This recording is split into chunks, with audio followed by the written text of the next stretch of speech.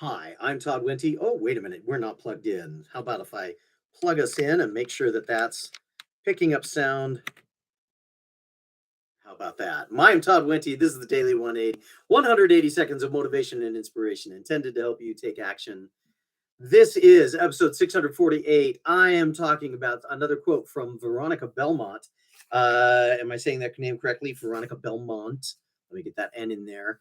And hopefully today we're going to give you something to think about, something that I've found to be very useful. I continue to think about it, and I think she's hit on something that's pretty interesting, and hopefully I can give you something to think about. She says this, and she was asked the question: when you feel overwhelmed or unfocused, what do you do? She said two things, but the one that I want to focus on is walking, fresh air, and seeing happy dogs always resets me in a really positive way. She's saying nothing is better than taking my dog out for a walk. I do not have a dog. I do have a cat that occasionally comes with me on my walks. That's another story.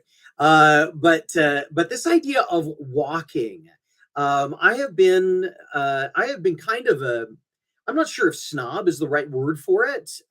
Skeptical may be a better word. But walking is something that I've struggled with.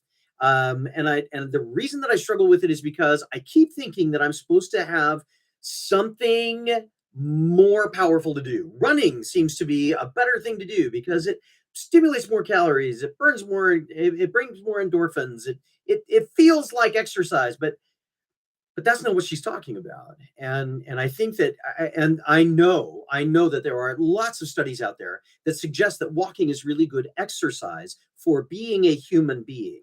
Maybe not so much if you're training for a marathon, maybe not so much if you're trying to be an elite athlete, but for being a human, walking is really good exercise. And there's studies out there. I'll try and put together a Medium article to introduce some of those and maybe spend some more time talking about this subject. But this idea of walking, I remember when I first threw out my back, my doctor said, "Hey, anytime that you can go for a walk, that would be really good for you."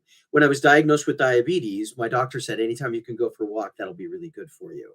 And every time that I have found myself overwhelmed mentally, physically, emotionally, and I have gone for a walk, it has been really good for me.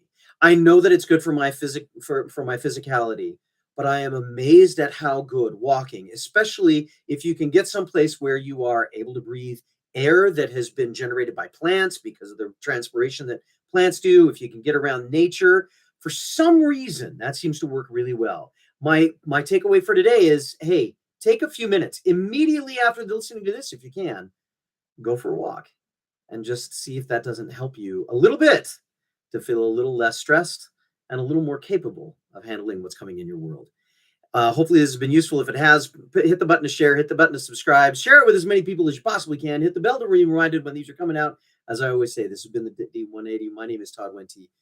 Go forth and conquer. Nullum diem. We'll see you next time.